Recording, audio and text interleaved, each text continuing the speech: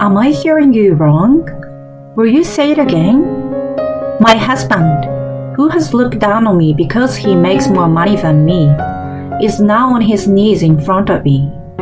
I love her. I've never felt this way before. I want you to leave me. I will give you custody. In fact, we are going to have a baby, and I want her to give birth safely. So will you get out my house this month? He says this with sparkling eyes, but what he's saying is disgusting. Okay, here are the divorce papers. I will only take the younger girls. I don't know about that other kid. I said in a calm voice. Take our eldest daughter with you. He was really insisting. I don't want to do that, because she is. My name is Irene. I'm 45 years old. I have a husband, Tommy, who is the same age as me, and 3 girls. The oldest is 20 years old, and the younger girls are in the 5th and 4th grades. I work full-time as an office worker.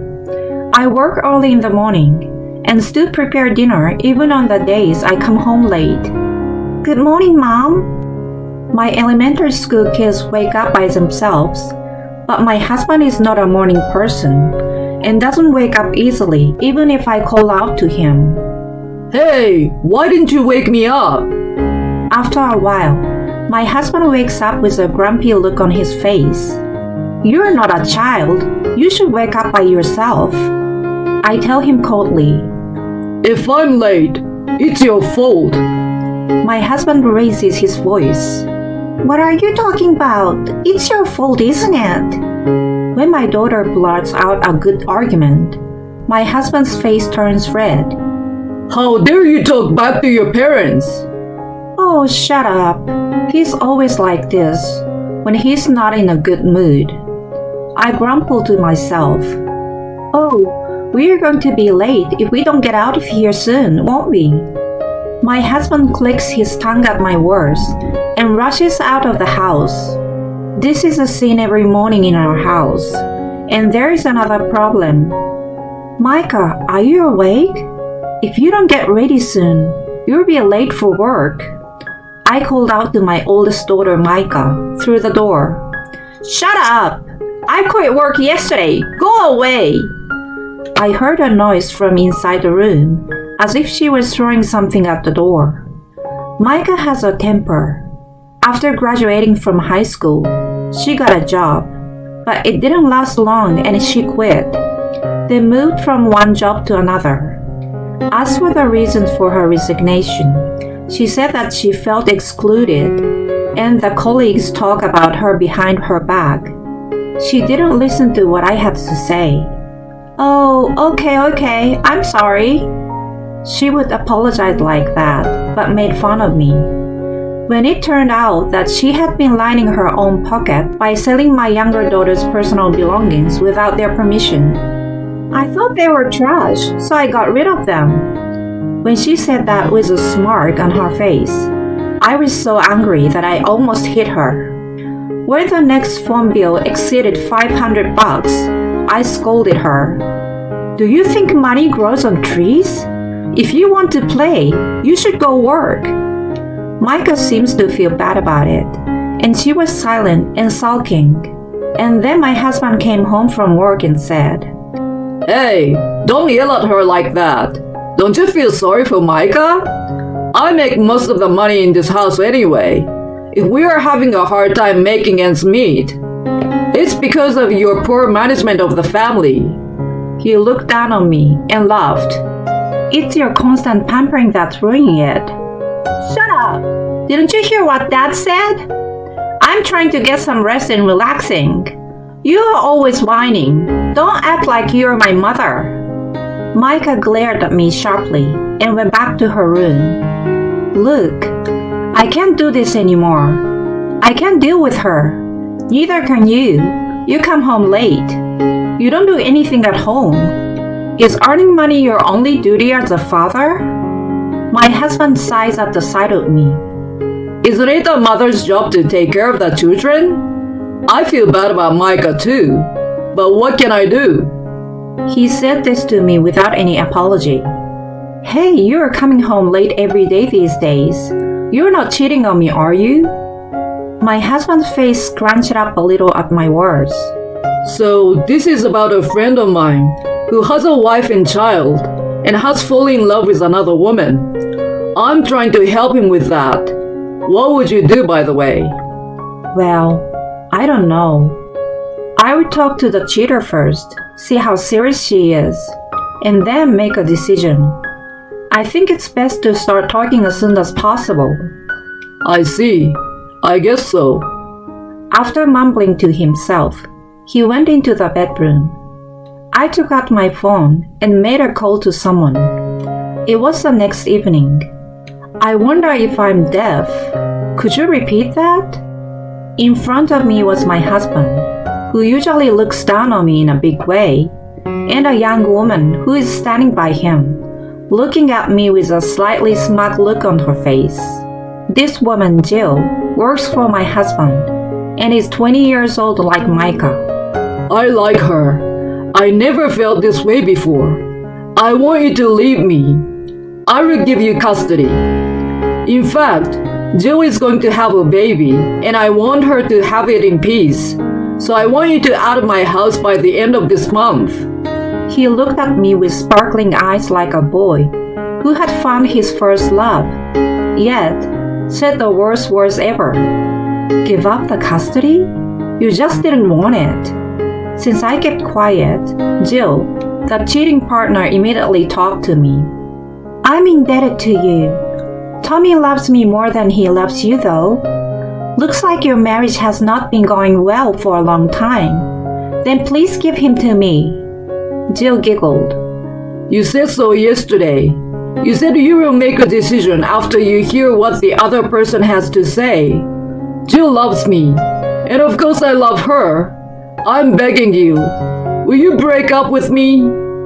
I was annoyed by the atmosphere, as if I was the bad guy tearing them apart. I stood up quickly and came back with something. Okay, here are the divorce papers. I will only take the younger girls. I don't know anything about that other kid, I said calmly, but my husband was extremely furious. Why? Take Micah with you. In short, he wants to spend a happy newly wedded life with his young wife, leaving everything else to me as before. How can I allow such a thing? I don't want to do that. She's not the one I carried in my belly. Since we are getting divorced, she's Micah's mother from now on, isn't she? She snickered at me. What? I don't know anything about that. Tommy, you said you will leave the kids to your wife. I don't want to take care of the kids. I don't know how to deal with elementary school kids. Jill, who had looked so relaxed earlier, suddenly became impatient. My husband looked troubled. Huh? Elementary school kids? What are you talking about? The one you're going to take care of is a 20-year-old woman just like you. Huh? Jill's surprised face at that time was so funny that I can't help laughing when I remember it now. Actually, Micah is not my child. 3 years ago, Micah came to our house with a big baggage. Who are you? I'm here to see my dad. It should be okay, so just let me in, she said to me with the same forceful attitude she has now. I immediately called my husband, and when I told him, No way! You are kidding, right? He had an illegitimate child. He had a child with a woman he had a relationship with before he met me, and he gave her a sum of money as child support without acknowledging her. Her mother passed away, and none of her relatives took Micah in. She must have had an attitude problem. One of the relatives tried to find her real father, my husband, and so Micah came to our house. At the time, my children were in the early grades of elementary school, and I didn't know how to explain the sudden appearance of a half-sister. Naturally, I refused to take Micah in. Then my husband got down on his knees, as he is doing now. Please, Just for a little while. When she graduates from high school, of course I will let her leave. Just until then, please. I just watched my pathetic husband. Micah was a sophomore in high school at that time. I reluctantly agreed. I explained to the younger children that she was my husband's relative. At first, she was reserved. As time went by, Micah became arrogant to me and my daughters. She looked just like my husband, and I felt that she was really his child. Micah was sleeping on a mattress on the floor, but then, I want my own room. When she told my husband this, he told me he had no choice but to give my younger daughter's room to Micah. And so, my two daughters shared a room with each other. Naturally, I was furious, but my husband said, It's only for a little while, right? She's leaving next year anyway. After Micah graduated from high school, she stayed at home and showed no sign of leaving. Furthermore, my husband suggested to me to treat Micah as my eldest daughter. At this point, my heart was filled with a desire to divorce my husband. I guess I had already made up my mind when I found out that he had an illegitimate child. My husband had spoiled Micah, who was causing problems without even facing them. If discipline is a role of a parent, then it is my husband's role to discipline Micah. It is none of my business. I increased my working hours from part-time to full-time as soon as I took Micah in order to get our lives on a more stable footing. When I had some stability in my income and found a place to live with my daughters, I found out that my husband was cheating on me. The thought of my husband divorcing me without me knowing anything about it and living a comfortable married life with his new partner ignited my desire for revenge. I snickered at their ugly argument in front of me and snatched away the divorce papers filled out by my husband. Well then, I will leave this house as you wish. The house still has a mortgage, and you will each pay me alimony from now on, right? Oh, of course, and child support. Jill, you're in a lot of trouble. This old man will be 60 in less than 20 years. You're gonna be working hard to support him. That's great. I admire so much. Jill blushed when I smiled at her. What are you talking about? That's not what you told me, Tommy. You asked me to be a stay-at-home wife when we got married, didn't you? Well, that's... His reply irritated Jill even more. Oh, really? That's even harder. This old man doesn't help me with the housework at all. Oh, and he can't get up by himself in the morning, so you have to wake him up. And of course, he won't take care of the kids, so you will be on your own. Jill was starting to get nervous about the consequences of her future as I spoke cheerfully. I felt sad as I was talking. My husband had not been like this from the beginning. He had done a good job of sharing the housework and childcare with me when we were first married. However, as he got promoted, he started to one-up me because he was earning more. And to top it all off, he has an unruly illegitimate child named Micah. What in the world is the reason for not divorcing? I have no money for alimony. What am I going to do? I'm about to have a baby.